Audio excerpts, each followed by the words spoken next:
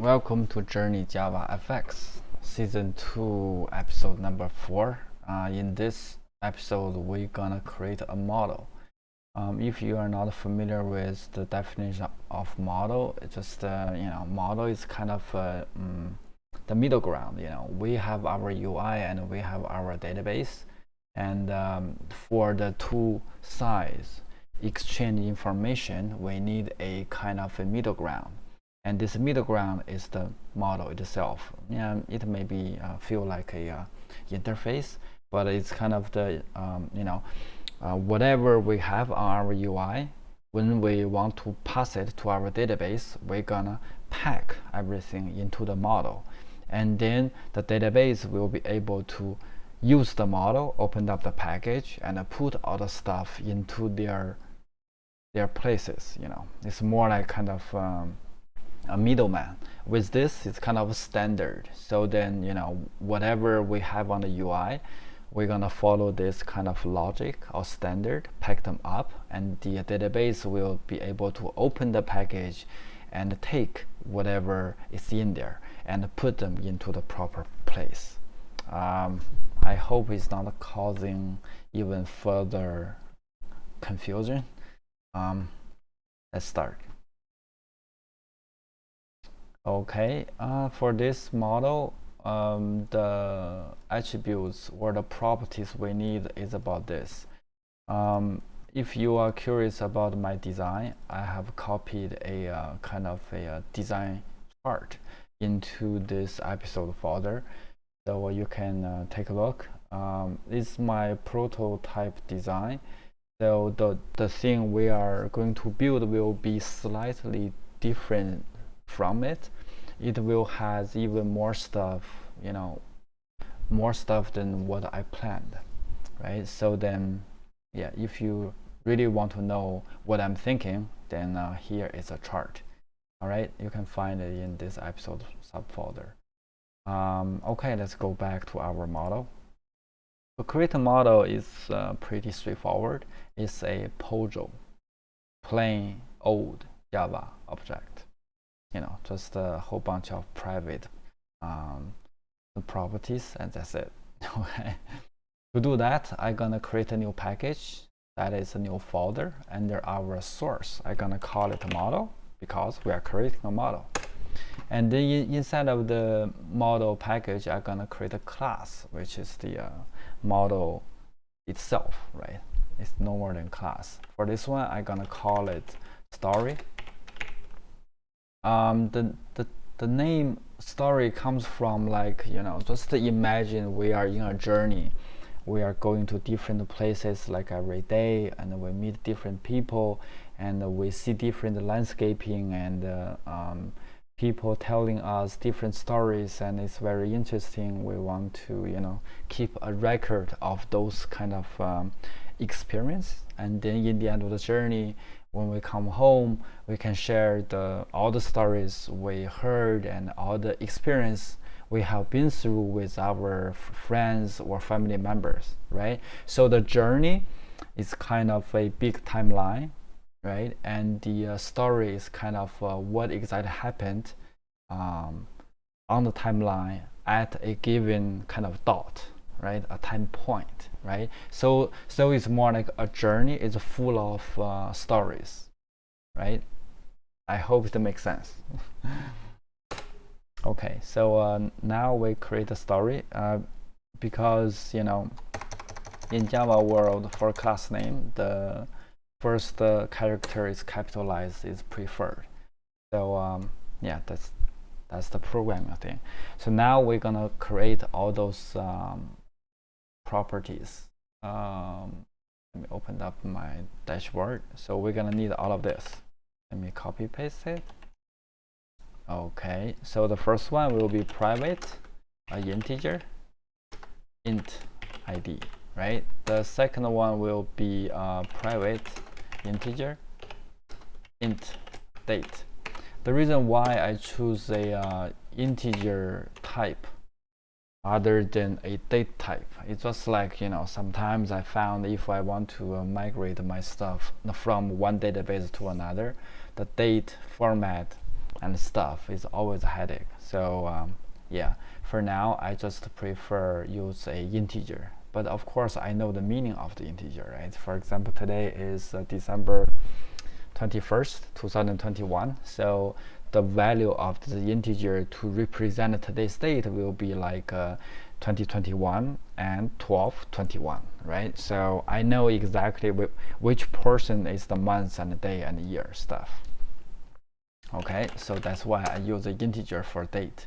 And then this one will be a string tag.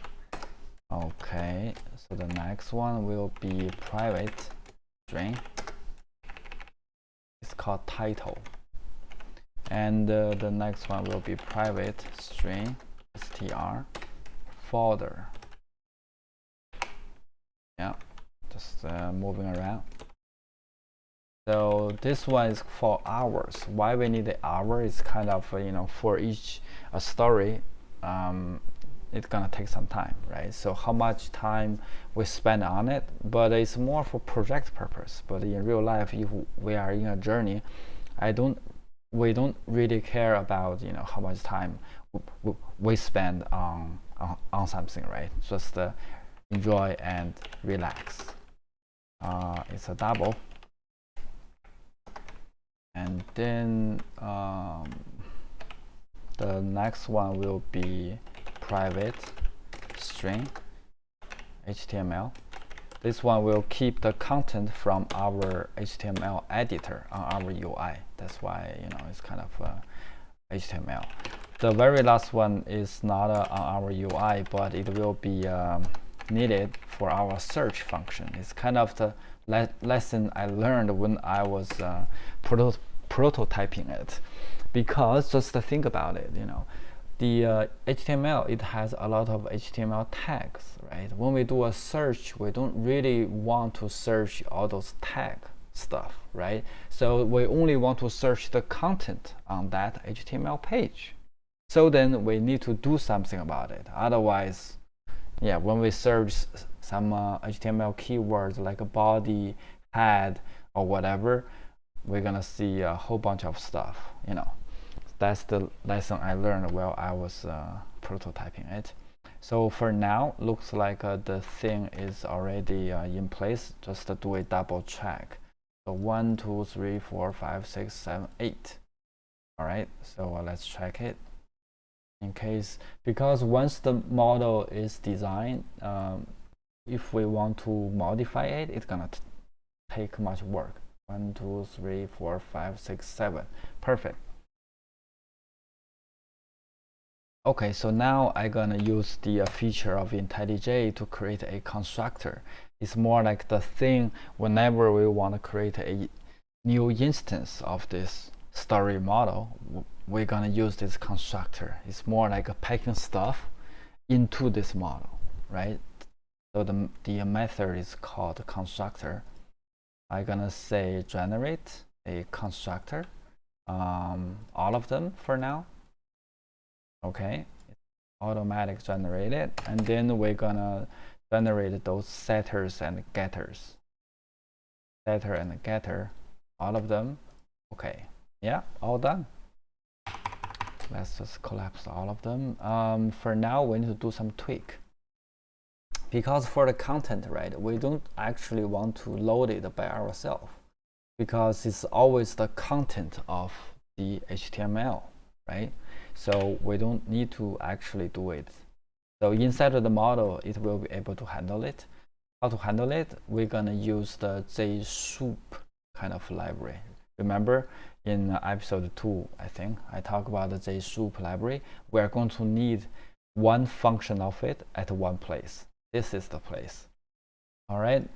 So first we need to tell Intellij where to find this JSoup library. Go to our Java folder, the lab. We have the JSoup subfolder. Click OK, OK again, apply, OK again to close the window. So now Intellij acknowledge where to find it. So now we're gonna use it. To use it is very simple. Just say JSoup dot parse, right? And we're passing in the HTML So now it's already extracted. So let's say to string. The text, right? This one should be the one, the text. Yeah. ToString will be like, you know, the whole HTML stuff, which should be exactly same as the, you know, original HTML. So the .text should be the one we need. But if it's not, we can just, you know, fix it very quick. For now, just leave it like that. We're gonna test it out. Okay, looks like the model is okay. Another thing I want to add to this episode is creating a create table string, because we are creating a model, so the table will be created based on this model. So it's better to keep them constant, including the column names and whatever stuff, right? So then I'm gonna use this, you know, Intellij Studio to create the table. I already created while I was prototyping it, so I just copy paste this whole part. If you are curious about how to do this in the Intellij Studio, it's very simple. Let's say create a table, and then we can just add a column. Let's say ID, and data type is a integer, and primary key, right? And auto increment. Yeah, apply. That's it. So now we have this kind of new column, and then we can, if we want to get the SQL script for this table, go to the DDL section. It will give us all those kind of columns, create a table, you know, kind of all the stuff, right? Instead of we manually type it, this tool is able to generate it for us. So for now, to save some time, I'm gonna copy paste this whole thing and do a simple explanation. So the property will it will be public static. It's gonna return string, say get create table SQL, right? Yeah, looks about right. And then we will return a text. Okay, yeah, it adds a lot of this thing. Let's explain it here. It's quite simple. Create a table, all in capital letters. It's kind of the SQL command, right? Including this primary key auto increment. For different database, some of them are, you know, expressed in different ways, but for this SQLite, it was you know, presented in this way. It's part of the syntax. We don't have much room to play with it. And then for what columns we are creating, the first one is ID, data type is the integer, the other one is date, and then the other one's tag is a string, 100 length, right? And then title is another string. The length is 200, and the folder is another string. The length is 250. For the numbers are pretty, you know, customizable. You can pick whatever number you feel comfortable. It's for tag, I think 100 long is long enough. For a title, 200 long is already long enough, right? And also for the folder, this one may be longer, depends on our own local folder name or the structures, right? Sometimes it's kind of long, so I gave it a 250. It should be sufficient. And this hour is a decimal. Decimal, it means kind of, you know, with the decimals, 1.1, 1.2 or something like that. And then this HTML string, this one will be super long. I pick a kind of, you know, max value for this data type, and the content will be the same. So, but for our purpose, the data length is not a big deal because we can always update it, right? It's only our local thing. Yeah. But for this tool, we're gonna use it in the future episodes, so you will get more comfortable with this one. If you have experience with the Microsoft SQL Server Management Studio. This one has the exactly same idea. It's just presented in a slightly different way. Okay, so now we have all of this. I think is yeah, we are coming to the end of this episode.